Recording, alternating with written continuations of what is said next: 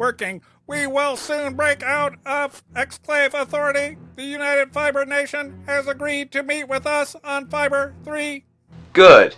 It seems despite Manservant Philip's best try, the Exclave Authority is well aware that it cannot challenge me. But what if Manservant Philip is correct? I've been reading up on this Exclave Authority, and I found out that areas under their dominion have had an increase in living conditions. It is propaganda! The Exclave is no more than a country masquerading as a big success. It thinks its governor system is revolutionary? Well, I say it's more of the same. While I am sure that is in part true, the governor system has given their people much more representation than in the days of the old chamber system. There are only a few people in this galaxy capable of actually making sound decisions. And it is not the masses, it is the heads of government, as in I.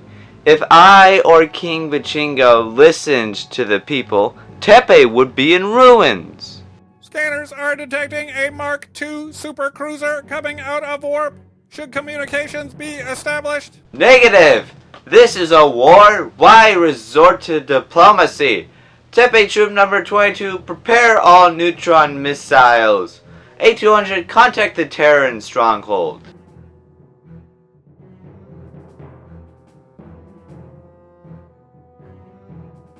Professor Proboscis, I see that you are aware of the Mark IIs in our vicinity. What do you suggest as our strategy?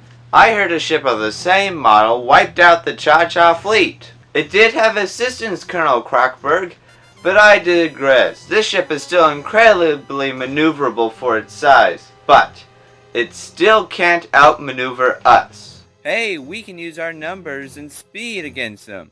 I would suggest an evasive maneuver level 6, strike hard and quick. Every shot must count. From my review of the Battle of the Cha-Cha fleet, I doubt even that will save us. It has up to 75% of our maximum speed. There is no more time for dilly-dallying. Enact Colonel Yaj's plan. It is our best shot of making any progress against such a formidable foe. General, it appears that they are capitalizing on their greater speed. What do you suggest we do?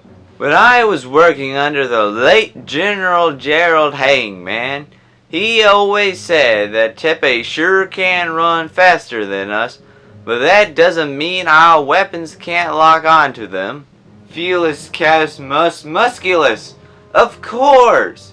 Lieutenant, prepare to chase the Tepay aggressors and notify the Chancellery that we may be in need of backup. I want the Enforcer-class ship captured. Any captain in command of one of those is experienced and valuable to the Tepay fleet. Aye, sir. Lieutenant, target the imposers first. See if that prompts the Enforcer to capitulate. Let no force be spared. I see the Mark II doesn't want to capture us per se, but rather pursue us. Their predictability will be their downfall. Colonel Crackberg and Yaj, establish weapons lock.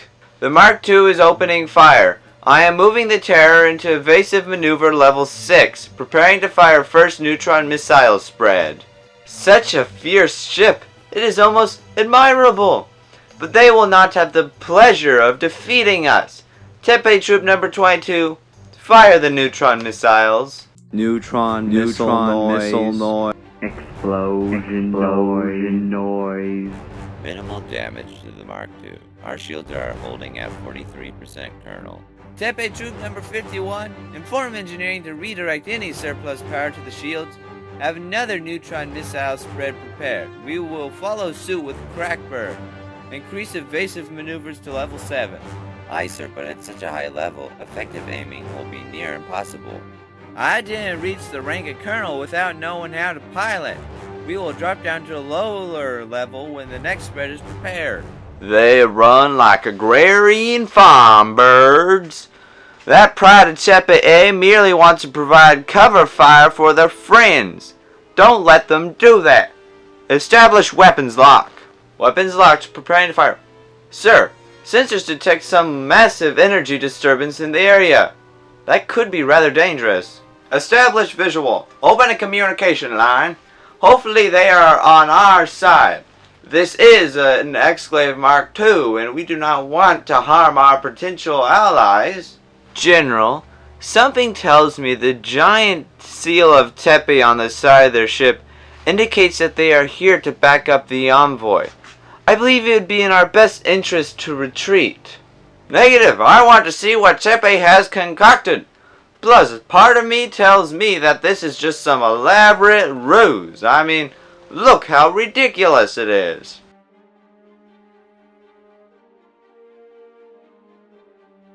They appear to have changed their heading and are now heading straight towards us. I think that they believe this is a ruse. A ruse? But look how big and threatening the Goliath is. Why, it has that giant laser cannon on the front of it. And this fails to convince them that we are real? I believe so. What should be our course of action? It is not highly unreasonable to believe they will shortly open fire. I guess blow them up then. They should know that Tepay never bluffs. For the most part, fire the Omni-Beam! Omni-Beam is at full power. Dr. Brinko signals all systems functioning. Target locked. Omni-Beam away. Omni-Beam noise. Great dingo bingo pachingo, what was that? Q2A2 confirmed that the Mark II is really gone. A200 open communications. All signs of Mark II, including every atom of the ship and hull, are no longer in this vicinity. There is a large cloud of jargonium emission. What has Tepay made? Tell me, where is the glory in simply expunging your enemies out of existence? Please do tell me. You are relieved of duty, manservant Oscar. I am more interested in learning about this Tepay Goliath than your moral squabbles. Ah, Professor Proboscis, I see that you now have a glimpse of the future of Tepay's military. The Omni-Beam is the most advanced weapon in the whole galaxy. General Voss, I ask you, what is your mission, and what methods are in place in case you decide to abuse such powers that have been given to you? I am offended, Professor. You and I are on the same side here. I would never dare dream of betraying the great Republic of Tepay. And as for my mission, that is none of your concern. You should hasten to remember the chain of command. On General Voss's behalf, he is the most qualified general to captain this ship.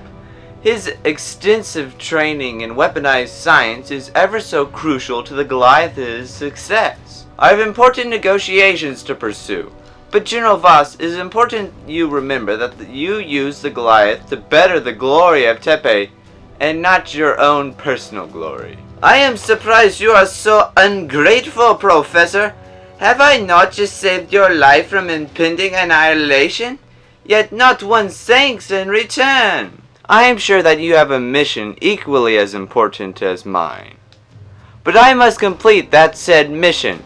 Professor Proboscis out. I create a weapon that can destroy a whole supercruiser in a single burst of pure energy, and you generals use it as a tool to better your personas and enlarge your egos. Science must have some practical worth to it, or why fuss over it?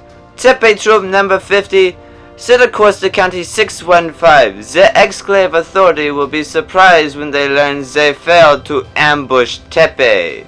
Though I must state the properties of jargonum are still largely unknown. It would be best not to recklessly field test it. The Omni-Beam has now been publicly manifested, and there is no reason to retract from use of it. Such public knowledge cannot be erased. Of course, I will continue to monitor engine stability and jargonum volatility.